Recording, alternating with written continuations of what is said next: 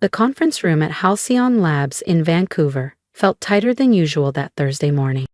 Maybe it was the tension vibrating off the walls, or maybe it was the sheer arrogance strutting across the head of the table. I sat quietly in my chair, taking it all in, waiting for the storm I'd seen coming. My younger brother Nathaniel was in full performance mode. Tailored suit, gleaming smile, and a voice that practically dripped with entitlement. He even had the nerve to bring back up 2 corporate lawyers from Fenway and Price, and our mother, who beamed like he'd just cured cancer instead of plotting a corporate ambush. "Delia," he said, all syrup and smugness, "thanks for pulling everyone together so quickly." I nodded slightly, noting the puzzled glances from my board members. These were people who stood by me 6 years ago when Halcyon was a one-woman dream in a borrowed university lab. Now, we were one trial away from transforming immunotherapy delivery, and Nathaniel thought he could walk in and take it. "As some of you may know," he began, pacing like a TED Talk knockoff, "NovaWell Holdings is expanding its biotech portfolio. What you don't know is, I've just been appointed their head of strategic acquisitions." My jaw tightened. So this was it. "I've thoroughly reviewed Halcyon's financials," he continued, snapping his fingers so one of his lawyers could pass around glossy folders. "And while the science is promising, the operation lacks scale. NovaWell can provide the capital and structure you desperately need." Dr. Irene Coe, my lead research partner, raised an eyebrow. "We're weeks from beginning phase 1 clinical trials." Nathaniel shrugged. "Even so, let's be honest, Delia's little science fair needs adult management now." I said nothing. I'd heard it all before. When I chose biochemistry over corporate finance. When I spent my inheritance on high-risk clinical testing instead of condos in. When I missed his engagement party to finalize our first peer-reviewed submission. "The deal's generous," he added. "NovaWell will retain all current staff and absorb your IP. Delia will retain a consulting title with flexible hours." "Of course," I murmured. He grinned. "Congratulations, sis, your little company is mine now." His lawyer stepped forward, opening a thick leather folder with a rehearsed flourish. Then came the silence, not just from the room, but from the lawyer. This is irregular," the man muttered, flipping again.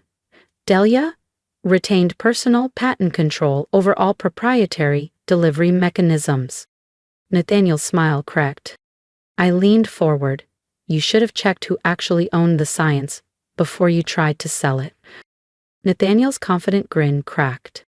"There must be some mistake," he muttered, glancing sharply at his lawyer.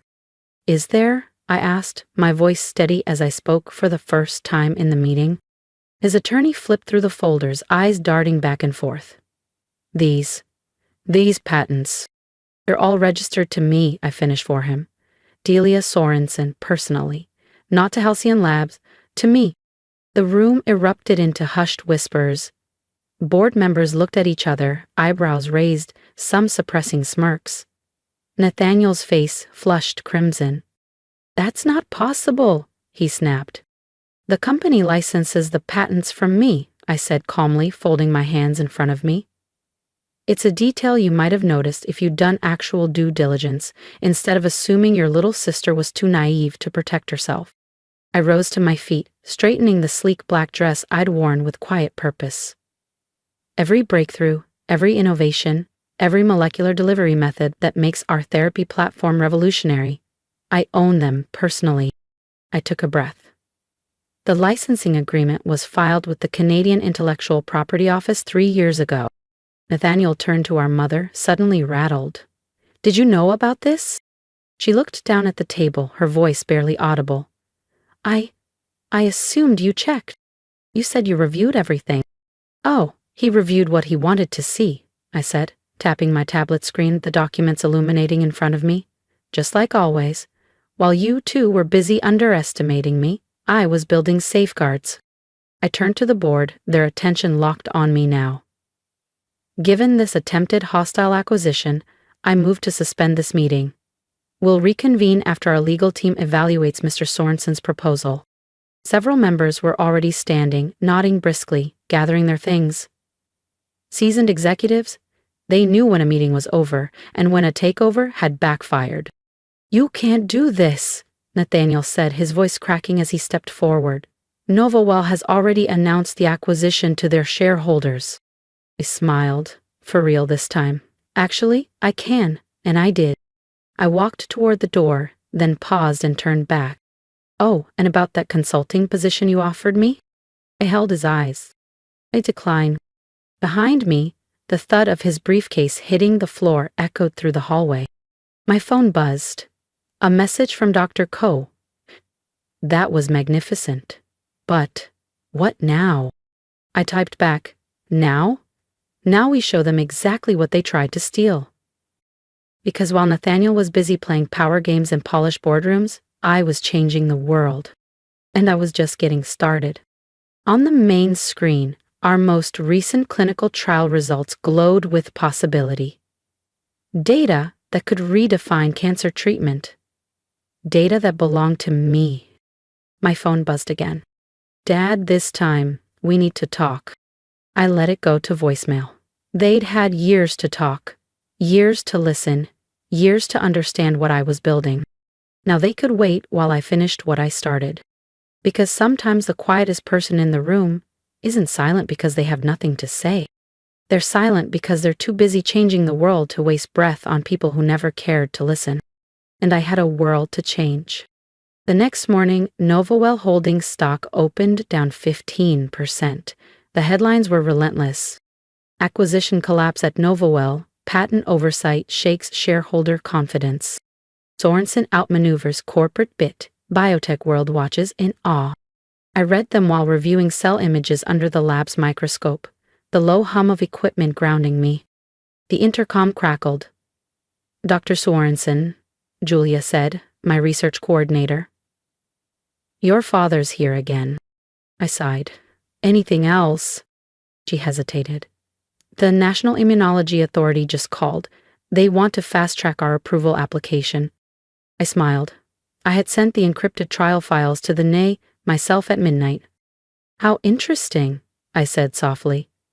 "Tell my father he gets 10 minutes. He looked smaller, standing in my lab.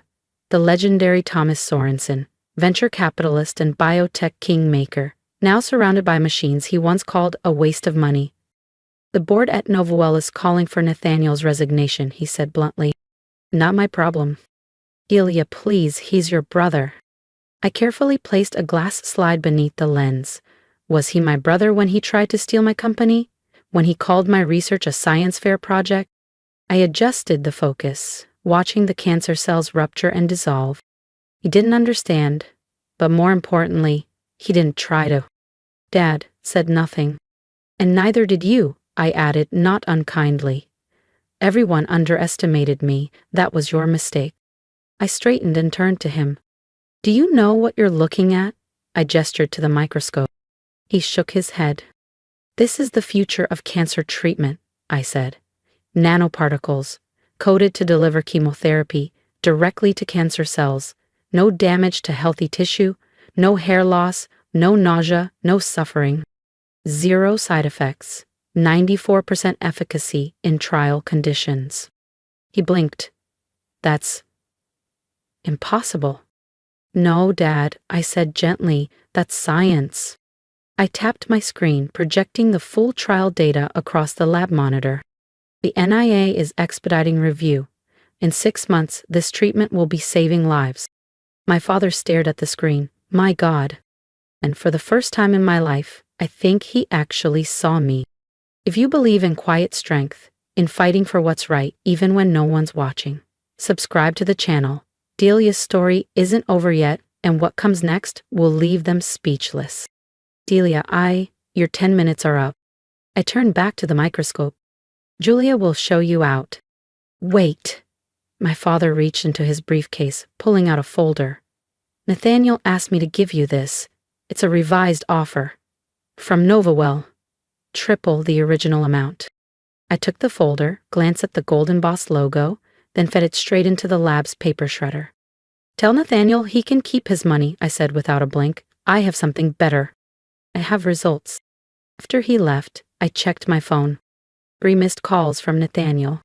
2 from my mother, and 1 from Dr. Ko. Swarm of vultures incoming. 5 new acquisition offers sat in my inbox. I typed back. Declined them all. We're staying independent. Because independence was what I'd fought for all along. The freedom to pursue truth, without interference, without ego, without family politics. My phone buzzed again, an unknown number. I answered cautiously. Dr. Sorensen, this is Dr. Sandra Collins with the NIA Review Board. My heart skipped. We've examined your trial data, she said. It's revolutionary. Thank you. We'd like to move forward with the Fast Track program. Your therapy could be fully approved by the end of the year. I looked into the microscope again, at the targeted nanoparticles dissolving cancer cells with chilling precision. That would be acceptable, I said. There's one more thing, she added, voice lower. The Nobel Committee has requested your full research documentation. I sat down slowly. The Nobel Prize. Not for me, but for the lives we'd save. I'll have everything sent over by tonight. After the call ended, I walked to the tall glass window overlooking downtown Vancouver. From here, I could see the Nova Well building just a few blocks away. I wondered if Nathaniel was still up there, packing up the remnants of his ambition. In the reflection, I caught sight of my own face. Not the quiet girl they used to overlook, but Dr. Delia Sorensen, scientist, founder, and, apparently, contender for a Nobel. My phone buzzed again. The text from Nathaniel. You've ruined me. Happy now? I typed back. I didn't ruin you. Your arrogance did that. But don't worry, when we cure cancer, I'll make sure you get a discount. Because success isn't about proving others wrong. It's about proving yourself right. And I was about to prove something that could change the world. 6 months later, I stood at the podium of the National Institutes of Health press conference. Camera flashes lit the room as I announced the FDA's approval of our treatment. Behind me, a massive screen showed real-time imaging of cancer cells disintegrating. This isn't just a treatment, I said. I concluded my speech clearly, without fanfare. This is a revolution in oncology, and it's only the beginning. The questions came quickly. Dr. Sorensen, how does it feel to be the youngest scientist nominated for the Nobel Prize in Medicine? Will Halcyon Labs remain independent? Any comment on NovaWell Holdings' recent bankruptcy filing? I answered each one with the same calm precision I'd developed in the lab. Measured, deliberate, grounded in evidence. But one question made me pause. Dear Dr. Sorensen, your brother Nathaniel was recently quoted saying this technology was stolen from him. Do you have a response? I smiled slightly. The public patent records speak for themselves. Now, if you'll excuse me, I have patients waiting. Back in my office, Julia was already there, holding a tablet. Our latest results just came in, she said. Survival rate is holding steady at 96%. It's unprecedented. Good, I replied, scrolling through the data. Start prepping the regulatory brief for our next trial. Already done, she said, then hesitated. Your mother's here. I looked up. Where? Reception. She's been sitting there all morning, watching the press conference. I sighed. Send her in. She hadn't changed much, still immaculately dressed, still the same composed posture, but something in her expression had shifted. She looked around my office, slowly, pausing at the framed patents, the international awards, the portrait of our founding team.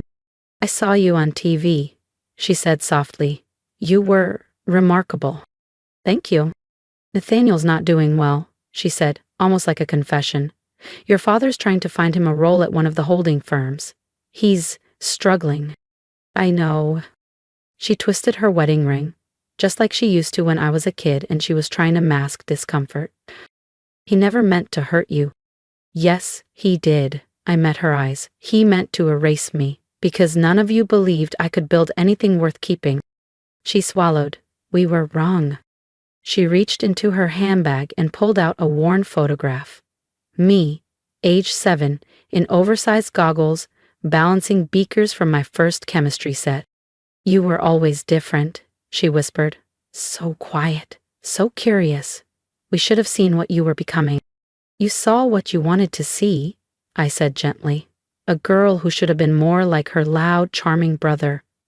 You never thought I had ambitions of my own. And now? She asked quietly. Now that you've proven us wrong? I turned to the window. Outside, cranes were breaking ground on Halcyon Labs' new global research campus. Now, I said, I'm going to cure more diseases, create more breakthroughs, save more lives. Without external pressure, without interference, I added, then softened slightly. But if you're genuinely interested in understanding what I do, the lab tours are every Thursday. She gave a quiet nod, understanding the olive branch for what it was. I'll be there. After she left, I made my way down to the lower level. My real home. My lab. On my desk sat a sealed envelope from the Nobel Committee, still unopened. But I didn't need their validation anymore. I had something far more powerful. Results. My phone buzzed. A message from Nathaniel. Congratulations, I was wrong. Then one from my father. You've changed the world, Delia. I'm sorry I didn't see it sooner. And finally, from Julia. Ready to start the next revolution? I picked up my lab coat and smiled, always. Because success isn't about patents or headlines or even proving people wrong. It's about changing the world while they're busy underestimating you. And I was just getting started. 1 year later, I stood at the podium in Stockholm accepting the Nobel Prize in Medicine. My family sat in the audience, not as critics, not as puppet masters, but as witnesses to what happens when you underestimate the quiet ones. In my speech, I didn't mention the attempted takeover, or the legal battles, or the family tension. Instead, I spoke about the patients, thousands of them, now living cancer-free because of our therapy. I spoke about what was coming next. Alzheimer's, autoimmune diseases, rare genetic disorders, and I spoke about the power of quiet determination. Sometimes, I concluded, the greatest breakthroughs come from the people you least expect. The ones working in silence while others are speaking over them. The ones changing the world while others are still planning how to take it. That night, I returned to my temporary lab in Stockholm. As I looked out the window, my reflection came into view. Nobel laureate, scientist, CEO, the quiet girl they once underestimated, who went on to change the world. My phone buzzed one last time, and a message from a young researcher on our team. Dr. Sorensen, I think we've found something promising in the Alzheimer's trials. I smiled and slipped on my lab coat, because this was never about proving them wrong. It was about proving what's possible when you stop listening to the noise of doubt and start listening to the quiet voice that says, discover, create, revolutionize. And I was still listening. If my story resonated with you, even just a little, I hope you'll take a moment to subscribe to this channel, not just for me, but for every quiet fighter out there who's building something the world doesn't see yet. Leave a comment below. Tell me what you would say to someone who underestimated you. Or tell me what you would say to your own younger self, the one who doubted, hesitated, or stayed silent when they should have stepped forward. I read every word. And here's what I've learned, the one thing I hope you'll take with you today. You don't need to be loud to be powerful. You don't need to be approved of to be right. And you don't need to fit the world's expectations to change it. Whether you're in a lab, a studio, a classroom, or your own kitchen table, you are allowed to dream radically, work quietly, and rise fully on your own terms. So stay focused, stay steady, let them talk. Because while they're busy doubting you, you just might be building the future.